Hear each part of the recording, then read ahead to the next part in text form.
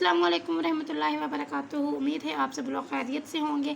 आज के इस वीडियो में हम लोगों ने डिस्कस करना है MTS 634 टोपोलॉजी के इंपॉर्टेंट टॉपिक्स जो आपके पेपर के पॉइंट ऑफ व्यू से काफ़ी ज़्यादा इंपॉर्टेंट हैं। ठीक है, इसके अलावा मैं आपको इस वीडियो में बताऊंगी कि इस सब्जेक्ट को प्रिपेयर करने का आसान तरीका क्या है। आप जितने भी अपने सीनियर स्टूडेंट्स हैं उनसे इसके बारे में पूछिए, MTS 634 के बारे में, तो आप सबको यही बताया जाता है कि ये बहुत टफ सब्जेक्ट है, कॉन्सेप्चुअल पेपर आता है और वाकई बहुत कॉन्सेप्चुअल पेपर आता है इसका। तो अगर आपके पास अब टाइम है तो आपने सबसे पहले क्या करना है, इसके लेक्चर्स लेने हैं। सिर्फ एक दफ़ा लेक्चर्स नहीं लेने, क्योंकि अगर आप सिर्फ एक दफ़ा लेक्चर्स लेंगे आपको कॉन्सेप्ट मिक्स हो जाएंगे सारे। आपने एक बार लेक्चर्स लेने हैं, फिर हैंड आउट से जाकर उनको साथ साथ देखना है। पहले आपने लेक्चर नंबर 1 लिया, फिर 2 लिया, 3 लिया, साथ साथ आप हैंड आउट से देखते रहे। फिर आपने सेकेंड टाइम अगेन लेक्चर्स लेनी है, क्योंकि ये सब्जेक्ट ऐसा है इसमें प्रैक्टिस करने वाली कोई चीज़ नहीं है। आपने देखा होगा इस सब्जेक्ट में जिन स्टूडेंट्स ने भी इसके कंप्लीट लेक्चर्स ले लिए हैं, मेरे नहीं है, जिस चैनल से भी आप लोगों ने लिए हैं सबके बहुत अच्छे हैं। तो जिसके भी आपने लेक्चर्स लिए हैं तो आपको ये आइडिया हो चुका होगा कि इसमें प्रैक्टिस करने वाली तो कोई चीज़ नहीं है। जैसे कुछ सब्जेक्ट ऐसे होते हैं जिसमें मैथमेटिकल्स होते हैं, मतलब वो स्टेप्स ऐसे होते हैं जिनको हम सोल्व करते हैं, जैसे MTS 603 या 601 ऐसे सब्जेक्ट हो गए। ये वैसा सब्जेक्ट नहीं है। तो इसके लिए सिंपल आपने क्या करना है, 2 से 3 टाइम जस्ट आपने लेक्चर्स लेने हैं। लेक्चर्स लेने के बाद तब आपने हैंडआउट्स को ओपन करना है। हैंडआउट से आपने एक दफ़ा उनको हैंडआउट्स को रीड कर लेना है, क्योंकि आप लेक्चर्स ले चुके होंगे, कॉन्सेप्ट आपके पास होगा। आपने जस्ट जाके वहाँ पे लेक्चर्स वो हैंडआउट्स को रीड करना है। इंशाल्लाह आपके साथ साथ कॉन्सेप्ट क्लियर हो जाएंगे। बस हैंडआउट को रीड कर लेंगे आप, तो आपके पेपर की तैयारी अच्छे से हो जाएगी। ठीक है, तो इसके MCQs के लिए वीडियो मैं सेपरेट बनाऊँगी। आज की इस वीडियो में हमने जस्ट सब्जेक्टिव के लिए डिस्कस करना है कि सब्जेक्टिव इसका कैसे आ सकता है। तो इसका जो मिड टर्म का सिलेबस है वो तो इतना टफ नहीं है, जो इसका फाइनल टर्म का सिलेबस है वो इससे भी ज़्यादा टफ है। तो आप लोगों ने बिल्कुल टेंशन नहीं लेनी, जस्ट 2 से 3 टाइम लेक्चर्स ले लें। मैं आपको गारंटी देती हूँ, एक बार आप लेक्चर ले लेंगे आपके कॉन्सेप्ट क्लियर हो जाएंगे। उससे रेलिवेंट पेपर में कोई भी एग्जांपल आएगी ना उस टॉपिक से रिलेटेड, आप उसको इजीली सॉल्व कर सकेंगे। आप इस काबिल तो होंगे कि आप ज़्यादा नहीं तो आप कुछ तो उसके देख कर सकें, मतलब आप बिल्कुल अपना पेपर ब्लैंक नहीं छोड़ के आएंगे। सबसे पहले टोपोलॉजी की डेफिनेशन है। टोपोलॉजी के बारे में, मतलब ये टोपोज 2 से वर्ड से मिलकर बनता है, टोपोज एंड लॉजी, और इसमें ये इसका मतलब स्टडी होता है और इसका मेन प्लेस होता है। तो ये जस्ट इसकी डेफिनेशन है, इसमें ज़्यादा खास कुछ भी नहीं है। ये जो टॉपिक नंबर 1 इसमें फिर उसके बाद ये बताया गया instead of measurement and topology will number, ये भी आप स्किप कर सकते हैं। उसके बाद पावर सेट्स क्या होते हैं, पावर सेट्स को लिखते कैसे हैं, ये आपके शॉर्ट क्वेश्चन में अक्सर वो कोई भी एक सेट देख देते हैं और फिर आपको पूछा जाता है कि इसे पावर सेट लिखें। तो पावर सेट को लिखने का ही मैंने सारा तरीका अपने लेक्चर्स में बताया हुआ है। तो आपने लाजमी लेक्चर्स एक बार लेने, मेरे नहीं तो जिसके भी लें, बट आपने लेक्चर्स लाजमी लेने हैं। उसके बाद जो टोपोलॉजी की डेफिनेशन जो होती है ना वो बहुत ही ज़्यादा इंपॉर्टेंट है। ये आप समझ लें कि आपके पेपर में हो सकता है कि आई भी है, क्योंकि बहुत ज़्यादा रिपीट होती है और इससे एग्जाम्पल्स भी आती हैं। टोपोलॉजी की अगर आपने मेरे लेक्चर्स लिए हुए हैं तो मैंने बताया था कि इसकी 3 प्रॉपर्टीज़ होती हैं, कि उसमें एक वो 5x सेट और एक सेट x वो होना चाहिए। अगर हम उनमें से कोई भी 2 सेट का यूनियन उठा के ले लें तो अभी उस टोपोलॉजी के अंदर होना चाहिए। इंटरसेक्शन लेने के बाद जो आंसर है वो भी उसके अंदर होना चाहिए, तो इससे टोपोलॉजी बनती है। तो वो आपको कोई भी टोपोलॉजी देंगे सब्जेक्टिव में क्वेश्चन में, तो आपको पूछा जाएगा कि जी चेक करें कि इस पर ये टोपोलॉजी है या नहीं है। तो आपने प्रॉपर्टीज़ को देखना है। सबसे पहले आपने देखना है उसमें जी एम्प्टी सेट है, उसमें वो सेट एक्स है, मतलब ये 2 चीज़ें हैं। अगर ये सेट है तो उसकी फर्स्ट प्रॉपर्टी फुलफिल हो जाएगी। फिर आपने उस जो आपको टोपोलॉजी दी हुई होगी ना ओपन सबसेट्स की, आपने उनमें से किसी भी 2 को उठाना है और उनको उठा के उनका यूनियन कर लेना है और देखना है उन दोनों का यूनियन करने से जो आंसर आ रहा है क्या वो आंसर भी उस टोपोलॉजी के अंदर है। और उन 2 को इसी तरह आपने कोई भी 2 उठाने हैं, उनके इंटरसेक्शन ले लेना और वो भी देखना क्या उसके अंदर है। अगर है ये तीनों कंडीशन फुलफिल है तो इसका मतलब टोपोलॉजी है, अदरवाइज़ नहीं है। टोपोलॉजी ये होता है जिसमें हम ये करली ब्रैकेट के अंदर ओपन सबसेट लिखे हुए होते हैं। टोपोलॉजी के अंदर ये जितने भी सेट्स होते हैं इनको हम लोग ओपन सबसेट्स भी कहते हैं। तो ये जितने भी थे इन सबको मैंने बहुत ज़्यादा डिटेल में एक्सप्लेन किया था कि डिस्क्रीट टोपोलॉजी, इनडिस्क्रीट टोपोलॉजी भी नेक्स्ट हमारा आएगा। डिस्क्रीट टोपोलॉजी वो होता है इसमें सिर्फ ये 2 ही होती हैं बस, ये हमारे पास क्या डिस्क्रीट टोपोलॉजी है। ठीक है, और इस इनडिस्क्रीट वो होते हैं इसमें, इसके अलावा भी बाकी काफ़ी ज़्यादा होती हैं। और ये सारा मैंने इसको बताया हुआ था कि ये इनको कैसे हमने बताना है कि टोपोलॉजी है नहीं है। तो आप एक बार लेक्चर्स ले लेंगे तो आपको इसकी बहुत ज़्यादा अच्छे से समझ आ जाएगी। इस तरह के क्वेश्चन आपके पेपर में 100% है कि रिपीट होंगे कि आपने बताना होगा कि ये टोपोलॉजी है या नहीं है। थ्योरम बहुत कम आती हैं, थ्योरम्स आती हैं 1 या 2, इक्का दुक्का मतलब आ जाती हैं, बट ज़्यादातर ये होता है कि वो एग्जाम्पल्स ही देते हैं और एग्जाम्पल दे के ही वो जो चीज़ उन्होंने पूछनी है वो पूछती हैं। उसके बाद ये एक एग्जाम्पल है, जैसे x is equal to n कंजे क्लास टी कंजे और theta along with R injection open interval. ये इसके बारे में पूछ जाएगा कि आपने बताना कि टोपोलॉजी है या नहीं है। तो ये आप कुछ चीज़ की आपको नहीं समझ आती, आपने लेक्चर्स भी लिए तब भी आपको नहीं समझ आई, तो आप इनका रट्टा लगा लें, इनको बस थोड़े बहुत ऐसे कि आप उनको रट्टा लगा लें कि ये वाली अगर आएगी ना तो टोपोलॉजी होगी और ये वाली जो होगी वो टोपोलॉजी नहीं होगी। इसको अगर आप साथ नोट डाउन भी कर लें और इस पेपर में जाने से पहले इसको अगर आप एक नज़र देख लें तो आपके माइंड में ये चीज़ रहेगी कि ये वाली टोपोलॉजी थी और ये वाली टोपोलॉजी नहीं थी। ठीक है, इनडिस्क्रीट टोपोलॉजी क्या होता है मैंने अभी आपको बताया। डिस्क्रीट टोपोलॉजी, इनडिस्क्रीट टोपोलॉजी के बारे में ये लाजमी इनकी डेफिनेशन पेपर में आती है, तो ये दो चीज़ें आपने लाजमी करनी है। डिस्क्रीट टोपोलॉजी क्या होती है और इनडिस्क्रीट टोपोलॉजी क्या होती है। उसके बाद है जी कोफाइनाइट टोपोलॉजी क्या होती है। इसके बारे में मैंने आपको अपने लेक्चर्स में बताया था, अब मैं दोबारा से वो सारे कॉन्सेप्ट रिवाइज नहीं करवा सकती यहाँ पे, तो आप एक बार लाजमी लेक्चर लीजिएगा तो आपको पता चल जाएगा कि कोफाइनाइट टोपोलॉजी क्या होती है। तो इसकी डेफिनेशन भी आपके पेपर में अक्सर आती है। डी मॉर्गन लॉ क्या होती है, ये हमने मैथ में पढ़ा था, मतलब FSC या मैट्रिक में, तो ये आपने यहाँ पर भी इसके डी मॉर्गन लॉ होते हैं, ये भी आपने लाजमी देख लेनी है। उसके बाद ये टोपोलॉजिकल स्पेस क्या होती है। टोपोलॉजिकल स्पेस जो एक सेट एक्स होता है और उस पर हम लोग टोपोलॉजी बनाते हैं, तो एक्स्ट्रा ये जो होते हैं ना इसको हम लोग टोपोलॉजिकल स्पेस कहते हैं। ये चीज़ आपने याद रखनी है। ये इनडिस्क्रीट और डिस्क्रीट फिर से आ चुका है, इसको छोड़ दें क्योंकि हम पहले से कर चुके हैं। जब हम दो मतलब ओपन सबसेट्स का इंटरसेक्शन लेते हैं तो वो ज़रूरी नहीं होता कि वो भी ओपन हो। दो आपने ओपन सेट्स का इंटरसेक्शन लिया तो ज़रूरी नहीं होता कि वो भी ओपन हो। तो ये सारे आपने ना एक बार सिर्फ लेक्चर्स लेंगे ना तो आपको इंशाल्लाह बहुत अच्छे से समझ आ जाएगी। फिर से उन्होंने यही चीज़ लिखी हुई है कि टोपोलॉजी सेट एक्स था, उस पर उन्होंने टोपोलॉजी को एक्सप्लेन करवाया, शो करवाया। तो इसमें जितने भी सेट्स होंगे वो सारे ओपन सबसेट्स होंगे। क्लोज सेट्स किसे कहते हैं कि आप इन्हीं का क्या ले लें, इन्हीं का मतलब कॉम्प्लीमेंट लेंगे तो आपके पास क्लोज सेट्स बन जाएंगे। फाई का उलट क्या होगा एक्स, एक्स का उलट क्या होगा फाई, ए का उलट क्या होगा ए को निकाल दें, बाकी बी सी डी, ये इसका क्लोज सेट है। सी का क्लोज सेट क्या होगा, सी के अलावा बाकी क्या बचे ए बी डी, सी का जो क्लोज सेट होगा वो ए बी डी होगा। इस तरह ए सी का क्या होगा बी डी होगा। तो ये सारे होते हैं क्लोज सबसेट कि इसमें आपने जो ये होते हैं ना इनका आपने क्लियर ले लेना होता है, क्लियर कह लें या उसका कॉम्प्लीमेंट कह लें, वो आप ले लें तो आपके पास वो आंसर आ जाता है। क्लोज सेट्स क्या होते हैं, क्लोज सेट में हम उसका कॉम्प्लीमेंट लेते हैं। ठीक है, अगर आपके पास ए सेट था उसमें टोपोलॉजी के एलिमेंट्स थे, आप उनका वो ले लें, मतलब कॉम्प्लीमेंट ले लें। जैसे कॉम्प्लीमेंट जैसे मैंने अभी आपको बताया कि जैसे अगर ए था तो ए का कॉम्प्लीमेंट क्या होगा बी सी डी, सी है इसके कॉम्प्लीमेंट क्या होगा ए बी डी, ए सी है इसके कॉम्प्लीमेंट क्या होगा बी डी। तो ये हम ऐसे निकालते हैं। तो ये चीज़ भी आपको पता होनी चाहिए, ये चीज़ भी आपके जो सब्जेक्टिव है ना उसमें बहुत दफ़ा रिपीट होती है। टॉपिक नंबर 14 में ये चीज़ लिखी हुई है कि आप अगर दो आपके पास टा1 और टा2 है, आपने इन दोनों का इंटरसेक्शन लिया तो ये बताना इन दोनों का यूनियन या इंटरसेक्शन लेने से जो आंसर आता है वो भी टोपोलॉजी होगा या नहीं होगा। तो ये बहुत ज़्यादा रिपीट होता है। टॉपिक नंबर 14, 15 दोनों बहुत ज़्यादा इंपॉर्टेंट है। आपको दो टोपोलॉजीज दी जाएंगी, आपने इन दोनों का यूनियन लेना है। यूनियन में आपको पता है कि आप उस सारे वो जो होते हैं ना ओपन सबसेट वो सारे उठा के लिख देती हैं। जबकि इंटरसेक्शन में क्या करते हैं, जो दोनों में होगा हम सिर्फ वो लिखेंगे, जो ओपन सबसेट इसमें भी है इसमें भी हम सिर्फ वो लिखेंगे। फिर हम उसमें चेक करेंगे क्या उसमें फाई है उसमें एक्स है, उसमें हम कोई दो का यूनियन ले तो वो इसमें एग्जिस्ट करते हैं, इंटरसेक्शन ले वो एग्जिस्ट करता है। अगर ऐसा है तो आप बता दीजिएगा कि इन दोनों का इंटरसेक्शन भी ये वो टोपोलॉजी है, अदरवाइज़ वो नहीं है। इसी तरह सेम यूनियन के लिए भी आपने उनको चेक करना होगा।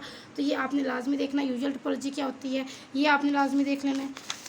बाकी ये आप स्किप कर दीजिएगा, इसमें ज़रा खास कुछ भी नहीं है कि वो यूजुअल टोपोलॉजी के बारे में हमने बताना है। ओपन डिस्क के लिए ये फार्मूला होता है एक्स माइनस एक्स प्राइम का square Y minus Y prime का स्क्वायर लेस देन आर होता है। ओपन एंड बार के लिए ये जो फार्मूला है इसको आपने लाजमी याद रखना, ये पेपर में आपसे पूछ सकते हैं। दो टोपोलॉजीज़ को हम कैसे उन दोनों का कंपैरिजन कर सकते हैं, बहुत ज़्यादा ईजी था ये भी, ये मैंने आपको बहुत डिटेल में एक्सप्लेन किया था अपनी वीडियोज़ में। तो ये आपने लाजमी देखना है कि कंपेरिजन हम लोग दो का कैसे करते हैं, कैसे हमें पता चलता है कि ये एक टोपोलॉजी है वो वीकर है और दूसरी क्या है स्ट्रोंगर है पहले से। तो ये दो टोपोलॉजीज आपको ये भी दी जाएंगी और आपने बताना होगा कि इनमें से वीकर कौन सी है और फाइनल कौन सी है। तो ये इसी के बारे में ये सारा ये आपने देख लेना है। फिर ये रिफ्लेक्सिविटी क्या होता है, ये एंटीसिमेट्री क्या होता है, ये ट्रांजिटिविटी ये क्या होता है, ये तीन चीज़ें आपने देख लेनी है, ये भी बहुत अहम है। लिमिट पॉइंट किसे कहते हैं, सिर्फ एक दफ़ा डेफिनेशन देख लीजिएगा, डेफिनेशन के अलावा ये इसमें ज़्यादा खास कुछ भी नहीं है। ये मैंने देखे ये आपने देख रहे होंगे जो भी मैंने लेड पेंसिल से लिखा हुआ है ये मैंने बहुत अच्छे से एक्सप्लेन किया था। तो मैं एक बार आपको ये लाजमी बोलूँगी कि काइंडली आप एक बार जाकर लेक्चर्स लाजमी लीजिएगा। तो क्योंकि अगर एक बार भी आप इसके लेक्चर्स ले लें आपको इनकी बहुत अच्छे से समझ आ जाएगी, आपकी सारी टेंशन दूर हो जाएगी। तो ये मैंने लिमिट पॉइंट निकालने का ये आपको मेथड सारा बताया था। तो आपको कोई भी एक एग्जांपल दी जाएगी और आपको बोला जाएगा कि आप बताएं कि ये ए इसका लिमिट पॉइंट है या नहीं है, बी इसका लिमिट पॉइंट है या नहीं, सी है या नहीं। तो ये आपने जो मैंने मेथड बताया था इस मेथड के थ्रू आपने चेक करके बताना होगा कि आया ये लिमिट पॉइंट है या नहीं है। टॉपिक नंबर 20 जो कि लिमिट पॉइंट से रिलेटेड है ये भी आपने लाजमी करना है। उसके बाद डिराइव्ड सेट के बारे में मैंने आपको ये देखें, ये मैंने हिंट दिए हुए थे, एग्जांपल्स आपको करवाई थी कि ड्राइव सेट्स क्या होते हैं और ड्राइव सेट्स को हम लोग कैसे निकालते हैं। टॉपिक नंबर 21 ये आपने ये एग्जांपल लाजमी करनी है। उसके बाद ये चीज़ है, बस इसको एक बार आप देख लें, अदरवाइज़ इसमें ज़रा ख़ास कुछ भी नहीं है। टॉपिक नंबर 23 में ये थ्योरम है, इसको छोड़ दीजिएगा, कुछ भी ज़्यादा खास नहीं है। उसके बाद ये वाला थ्योरम, ये बहुत ज़्यादा इंपॉर्टेंट है कि ए यूनियन बी का होल के ऊपर ये प्राइम है और ए का प्राइम यूनियन बी का प्राइम, बहुत ज़्यादा इंपॉर्टेंट एग्जांपल है, लाजमी कीजिएगा। फिर उसके बाद है G subset A of topological space is closed if, ये वाली, ये भी बहुत ज़्यादा इंपॉर्टेंट है, इसको लाजमी करना है आप लोगों ने। ये जो एग्जाम्पल है टॉपिक नंबर 23, 24 में, ये आप लोगों ने लाजमी करनी है, ठीक है। उसके बाद है जी ये इसका उलट था कि हमने एक सबसेट लिया था टोपोलॉजिकल स्पेस, वो क्लोज कब होगा, इफ़ एंड ओनली इफ ए का प्राइम ये सबसेट हो ए का, ये भी आपने लाजमी करना है, ठीक है। ये इस तरह की एग्जांपल्स ना अक्सर आपके पेपर में आती हैं। उसके बाद इसमें ज़्यादा खास कुछ भी नहीं है, ये आप छोड़ दीजिएगा। आपने आर स्क्वायर का बताना है कि वो टोपोलॉजी है या नहीं, ये एग्जाम्पल आपको दी हुई होंगी, आपने देख के बताना होगा कि टोपोलॉजी है या नहीं है। क्लियर सेट बहुत इंपॉर्टेंट टॉपिक है, ये लाजमी आपके पेपर में आता है, इसको तो आपने लाजमी करना है। और इसके रिलेटेड जो एग्जाम्पल्स हैं, ये एग्जाम्पल्स आपने एक बार लाजमी लेक्चर्स लेके करनी है, इनका बेशक अपने हैंड से ना लिखिएगा, बस एक बार लेक्चर ले लेंगे तो आपको अच्छे से समझ आ जाएगी। क्लियर में हम क्या करते हैं, हम लोग उसमें क्लियर में क्या होता है, ये लिमिट पॉइंट में हम कैसे निकालते हैं, ये सारी जब आप लेक्चर्स लेंगे तो आपको बहुत अच्छे से इनकी समझ आ जाएगी। उसके बाद जी यहाँ पे कुछ भी ख़ास नहीं है, ये प्रेपोजिशन इनको एक बार देख लीजिएगा, इनका प्रूफ ज़्यादा इंपॉर्टेंट नहीं है, बट ये है कि आपने इनको देख लेना है कि ये होता क्या क्या, ठीक है। एक का ये बार का बार लें तो वो ए का बार बनता है, तो ये भी आपने लाजमी देखना है। ये बहुत ज़्यादा इंपॉर्टेंट थ्योरम है, इसको लाजमी करना है। इसमें ये चीज़ है कि अगर ए सबसेट है बी का तो ए का बार भी सबसेट होगा बी के बार का, तो ये थ्योरम बहुत अहम है, इसको करना है। डेंस सेट हम लोग कैसे निकालते हैं, देखिए ये सारे जितने भी है, क्लियर पॉइंट हो गया, लिमिट पॉइंट हो गया, डेंस सेट हो गया, इन सबका सिर्फ एक एक वो है स्टेप है जिनको आपने याद रखना है, जिनको देख कर ही आप बता सकते हैं कि इसका डेंस होगा या नहीं होगा, इसका लिमिट पॉइंट होगा नहीं होगा। बस वो अपने स्टेप सिर्फ एक याद रखना है, उनको नोट डाउन करके उनको चाहे रट्टा लगा लें, पर आपको वो स्टेप याद होगा तो आप इजीली वो पता करें, आपको चल जाएगा कि डेंस सेट है या नहीं है। तो ये आपने लाजमी करना है। बाकी इसको इसमें ज़्यादा खास कुछ नहीं है, छोड़ सकते हैं आप। ये टॉपिक नंबर 32 में भी ज़्यादा खास कुछ नहीं है, ये इसमें आपने सिर्फ इतना बताना है कि क्या ये डेंस सेट है या नहीं है, तो इसका सिर्फ एक बार बेशक देख लीजिएगा, अदरवाइज़ ये ज़्यादा खास नहीं है। ये बहुत इंपॉर्टेंट है, इंटीरियर पॉइंट्स क्या होते हैं और एक्सटीरियर पॉइंट्स क्या होती हैं, इनका भी एक मेथड था जिसमें मैंने आपको चेक करके बताया था कि इसको आप कैसे, आपको टोपोलॉजी दी हुई होगी, आपको सेट दिया हुआ होगा, आपने कैसे चेक करके बताना है कि जो इसमें ए है वो इंटीरियर पॉइंट है या नहीं, बी इंटीरियर पॉइंट है या नहीं, सी डी। तो ये आप एक दफ़ा आपको वो स्टेप याद हो गया ना तो आप इजीली ये कर लेंगे, ठीक है। तो आपने लेक्चर्स में बार बार बोल रही हूँ, एक बार आप लेक्चर्स ले लें, एक बार आप मेरे कहने पर लें, एक बार अपने लिए लें। आपने 2 दफ़ा लेक्चर्स ले लिए तो आप इजीली इसका जो सब्जेक्टिव पार्ट है ना वो करके आएंगे इंशाल्लाह। उसके बाद टॉपिक नंबर 35 में कुछ भी नहीं है, इसमें वो है ये जो आई थिंक ये प्रेपोजिशन दी हुई है, इसका ये प्रूफ है, तो ये इतना ज़्यादा ये लेंथी है तो ये नहीं आ सकता, सिर्फ ये स्टेटमेंट एमसीक्यूज़ के लिए एक बार इसको देख लीजिएगा।